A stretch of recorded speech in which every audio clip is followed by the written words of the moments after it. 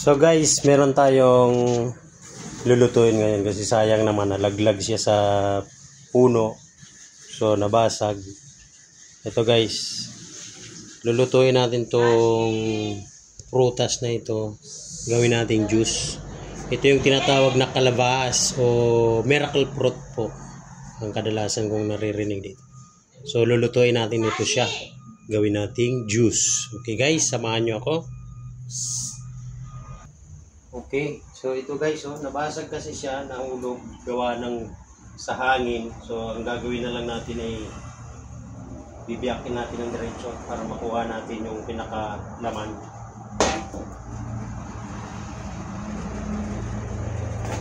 Ayan. Hindi na natin kailangan tayo din pa pala dahil lumuha na siya sa laman talaga. Ayan, lumuha na siya sa shield. Ayan guys,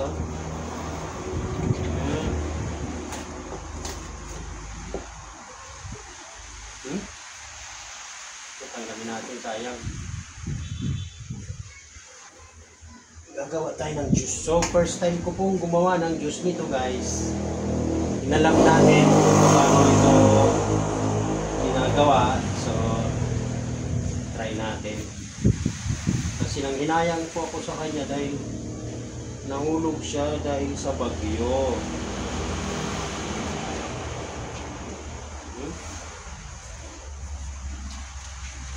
Pwede kaya natin titikman natin. Tikman natin guys, kung anong lasa.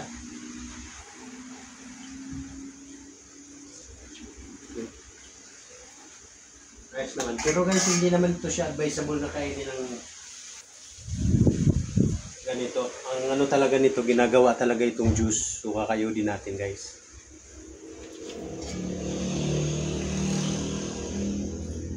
Yung may pakla lang siya ng kaunti. Pero may tamis na rin siya ng kaunti.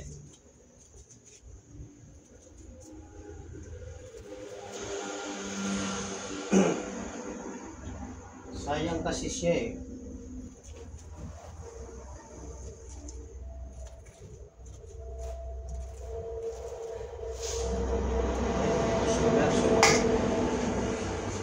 Mauudlot yung ating paggawa nito muna kasi may customer.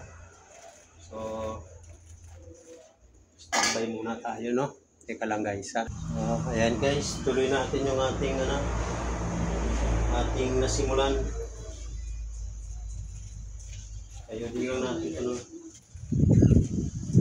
maayos. Kapal kasi. Para pala siyang parang bulak. Nakabihan natin para parang bulak.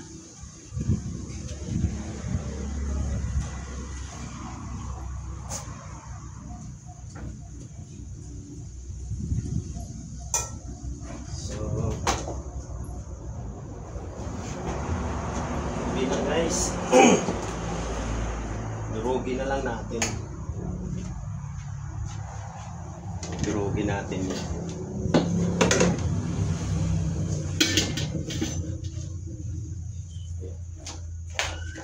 Durugin natin.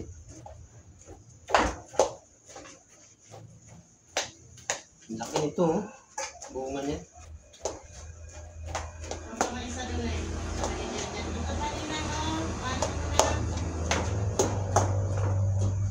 Meron kasing puno dyan guys na sa likod. Nahulog siya ng hangin. Kaya sayang naman. Tulutuin na natin.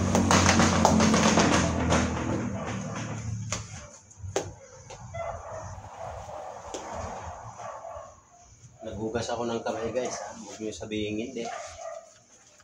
Dudurugin natin mabuti. Maganda yung kanyang kalalabas.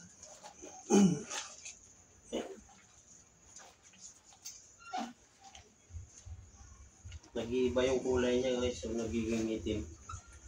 Doon eh, naging brown yung tulo niya.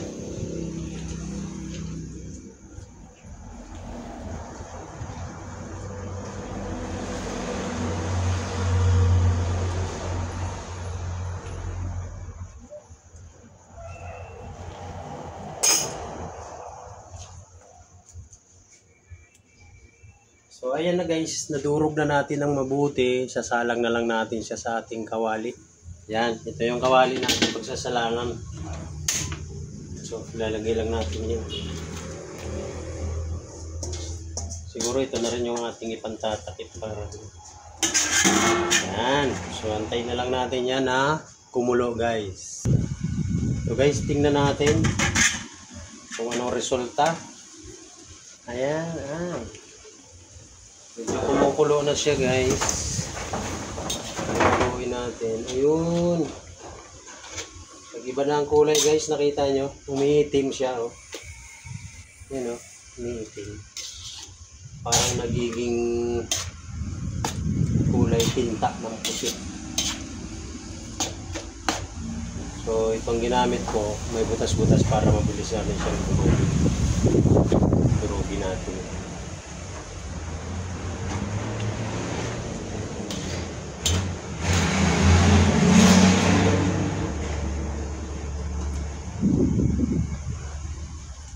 Pagka ito'y kumulo na talaga ng todo, hihinaan na natin ang apoy hanggang sa tuluyan na siyang maging juice. Walang halong tubig to guys, ha. Puro po itong ating ginawa.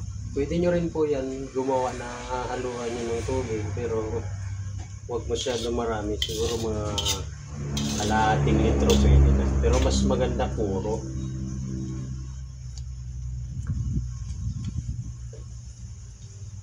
So ayan.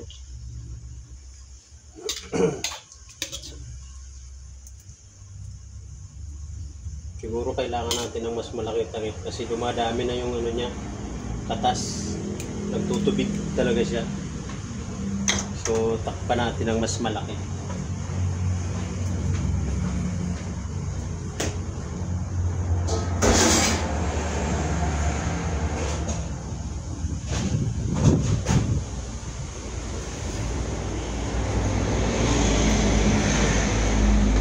So guys, tatakip natin habang pinapakulo pa natin ulit. Yan. So antayin na lang natin ulit bago natin tingnan. Tingnan natin ulit. Ayan. Oh, grabe. Ganda na ng kulay niya. Ang kulay niya guys ay itim na. Pusit na pusit. Ayan. So, haluin lang natin.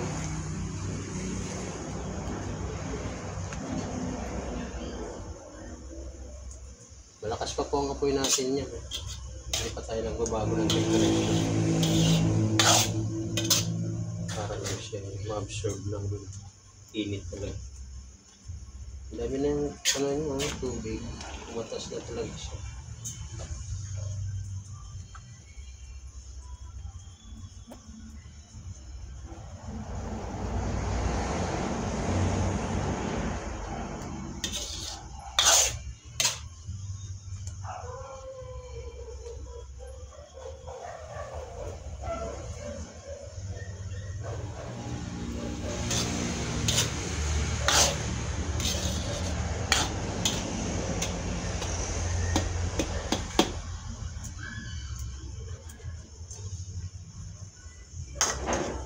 So takpan natin siya ulit para kumulo ng gusto. Check natin ulit guys. Yan, kumukulok na talaga siya. So tatanggalin na natin yung takip.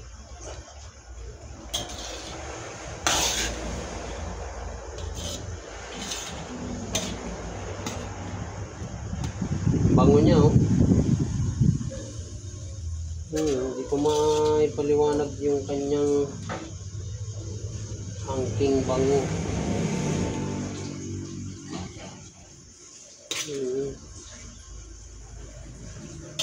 Magbango siya, para siyang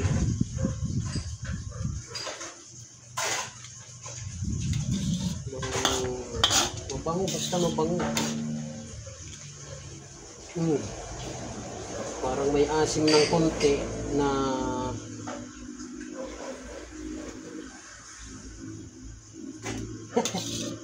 Hindi ko may paliwanag yung ano niya. Para siyang may hawig ng amoy sa guyabano ng kaunti. Yan ang amoy ng miracle fruit pala, ganyan. So, palibasa kasi ngayon ko lang na na-encounter kung paano ito lutuin.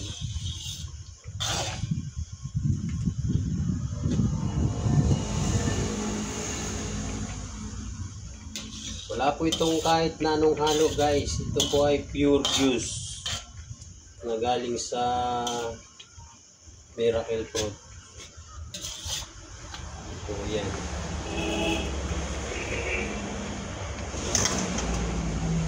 Hinahanap po natin yung apoy natin guys. Low, ano na tayo? Low heat na tayo. So yan.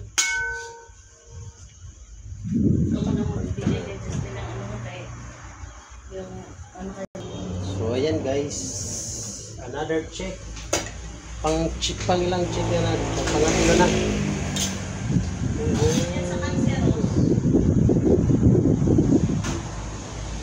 Ito ay sabi nila herbal.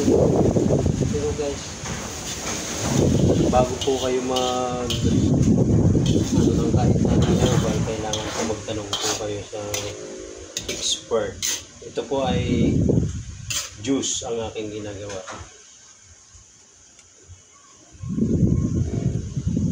Galing sa miracle fruit juice.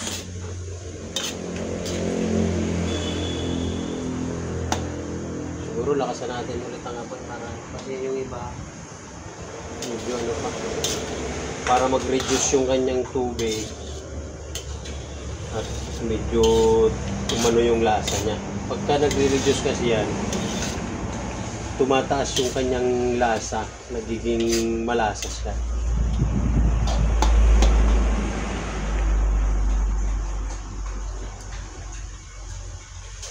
So, lutuin natin ito about 30 minutes or 45 minutes or hanggang isang oras.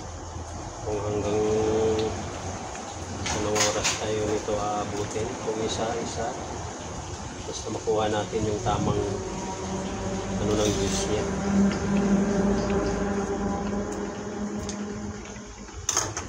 Okay, naka-ready na ako guys na ito na yung aking lagayan guys, so naka-ready na. Sasalain natin yan.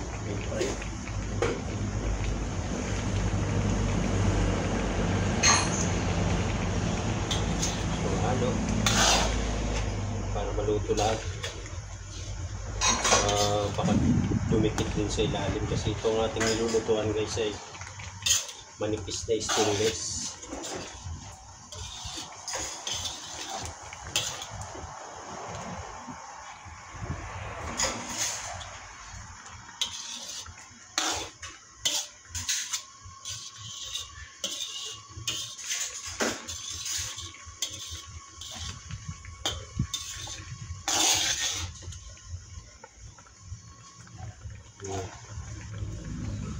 Sa mga nagtatanong guys kung paano ko nalaman ang pagluto nito, so sa YouTube po maraming tutorial na makikita kayo.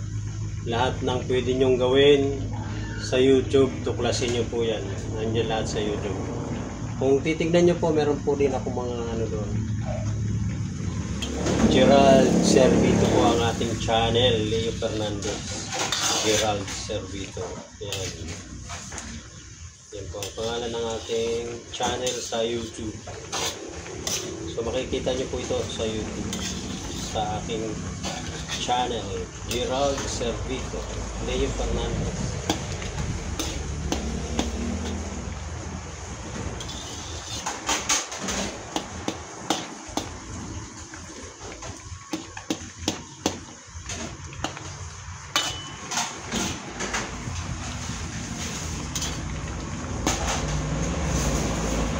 Ito guys, oh, yung patak-patak na galing dito sa sandok. Titikman ko lang guys, ah.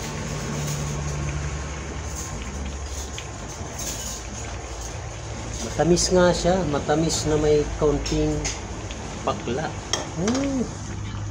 So hindi pa yun ang talagang ano ha. Ano lang yan, patak-patak ka lang sa dito sa sandok natin galing. So how much more dito sa ating juice? Siguro dito natin malalasahan talaga yung pure na lasa niya. Kasi dito pa lang, sa mga ganyan pa lang niya, na naipon dito sa aking maloko, nalasahan ko na matamis. Pag nag-reduce ito, ibig sabihin, lalo siyang tatamis. So, ayan, antayin natin na maluto siya ng gusto. Siguro about mga 30 minutes pa. Meron na tayong ano. So mga 30 minutes pa siguro ito guys tatagal. So ayan guys, malapit na ito. So nakita nyo naman guys kung paano natin ito ginawa kanina. Kita nyo, tinanggal lang natin yung pinakalaman niya. Tapos dinurog natin ng talagang ano siya, maliliit pino. Bago natin inilagay, wala tayong halo kundi yung mismong laman ng miracle fruit. At ito po ang resulta, nagtubig siya, nagkulay itim. So ito yung pinaka-juice ang kukunin natin.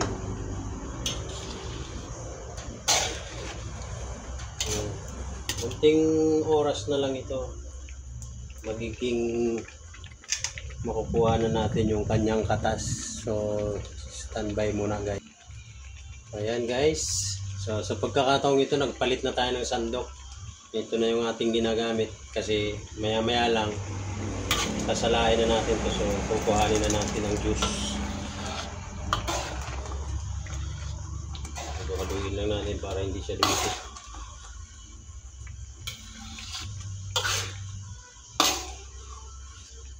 Ang bango niya ha.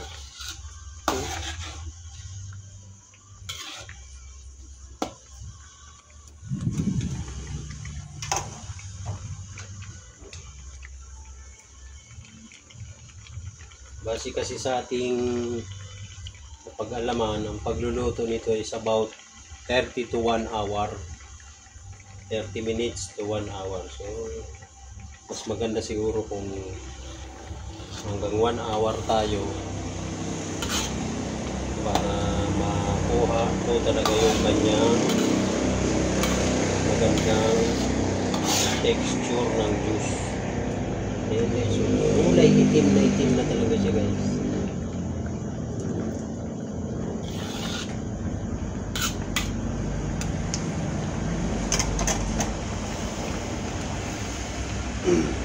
Tingnan natin kung mapupuno natin itong ating pang 1 litrong pichel.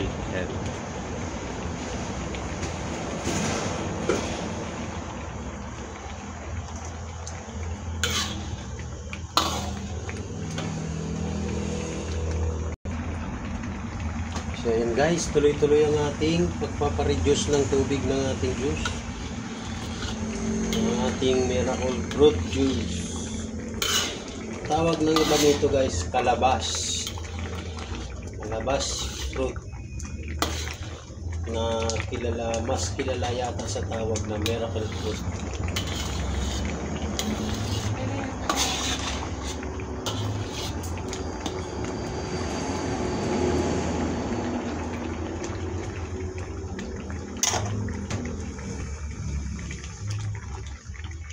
I-reduce lang natin at mamaya-maya ipapatayin natin ang apoy, tapos papalamigin lang natin siya.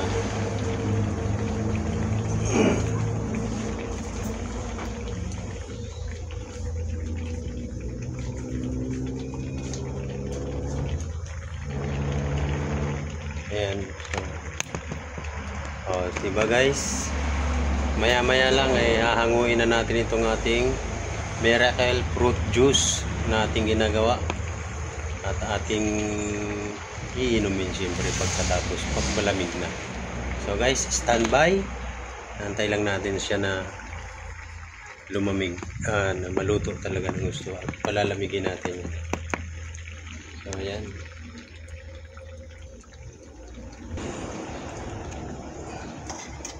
haluin pa natin. para hindi dumikit sa ating kawali. Bango na talaga, lalo na siya bumabango. So patayin na natin ang apoy. Luto na to, maitim na talaga ang ano niya. Patayin na natin ang apoy guys. Yan. So palalamig-lamigin na lang natin ito.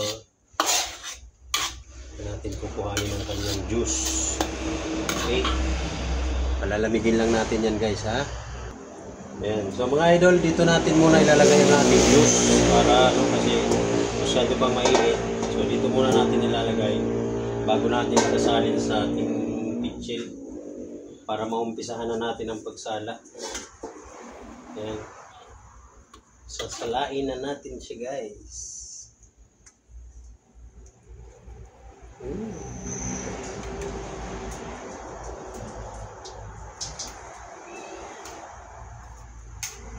So ayan, sinasalat natin. Mainit.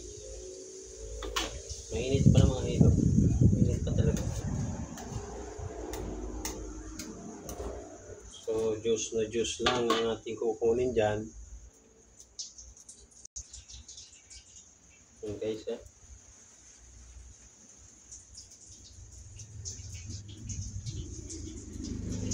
Dalawang salaan po itong aking gamit guys. Isang pinong-pino at isang juice lang ang makukuha natin.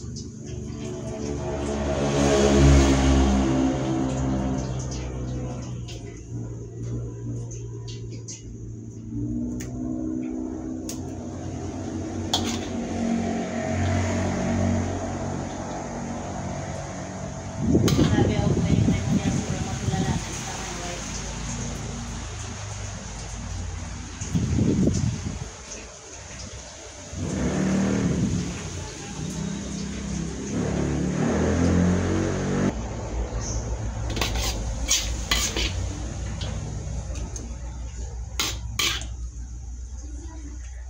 Oh man. Mainit guys.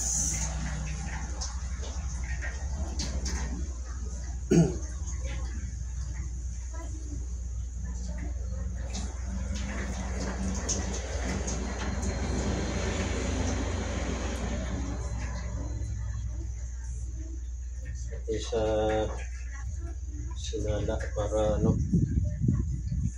maganda yung pagkakasala. So yung pulp niya hindi natin maiinom lahat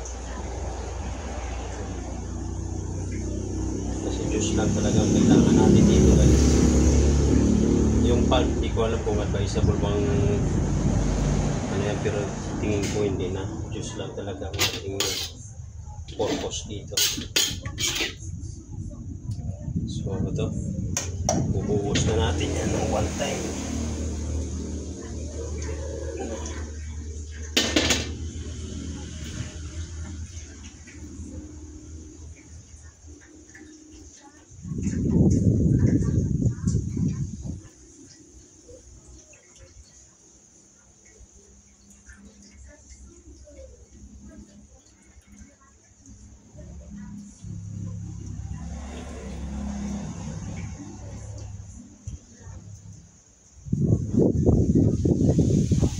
So, okay na guys. Ito na yung nakuha nating juice. Oh. Ang dami rin pala. Oh.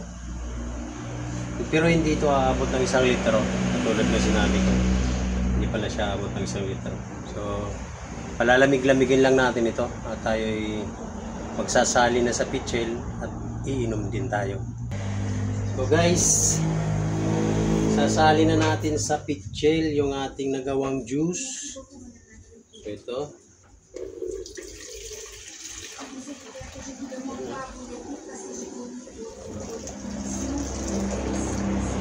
Ayan guys. Ito na yung ating nagawang juice. Hindi pa tayo maabot sa kalahati. So, papalamigin natin. Kukuha tayo ng papalamigin natin. So ito. Ilalagay tayo sa baso mga idol.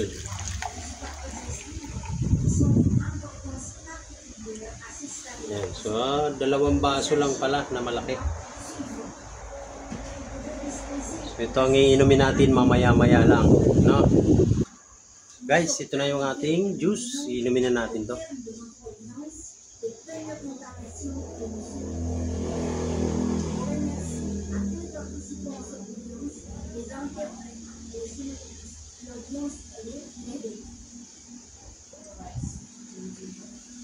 Sarap. Sarap pala ng lasa, guys. Ano siya, may sarili siyang tamis at saka meron siyang wala, hindi siya mapakla tulad ng sinasabi ng iba. Tamis lang at medyo ang bango niya parang guyabano, parang ganun. So guys, try nyo at least na ituro ko na sa inyo kung paano gumawa ng Miracle Fruit Juice. So guys, maraming salamat po. Sana po ay meron kayong natutunan. Bye-bye!